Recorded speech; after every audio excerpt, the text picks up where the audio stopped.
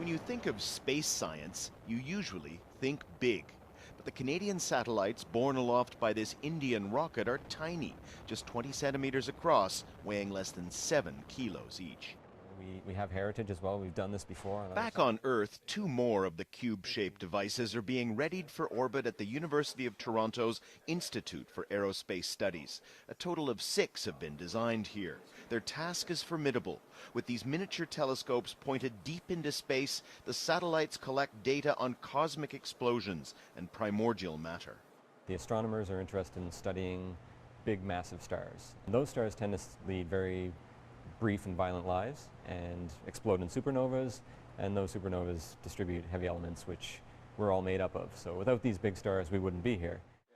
Keeping everything small keeps costs down, way down. Technicians in this lab designed and built almost every aspect of the satellites, the smallest ever sent into orbit. They're also much cheaper to launch because they take up less valuable space in rocket payloads. These satellites are, in the $1 million type of range, depending on their capabilities, compared to the hundreds of millions of dollars that some people are spending on missions that are, probably more capable than our satellite, but not necessarily hundreds of times more capable. Happy times in this country's version of mission control, as the first satellite launched makes contact with ground stations here and in Austria. This is a business venture as well.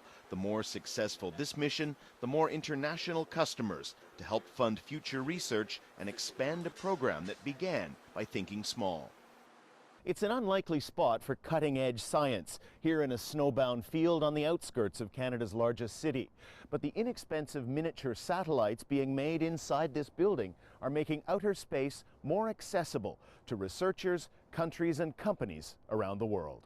Daniel Lack, Al Jazeera, Toronto.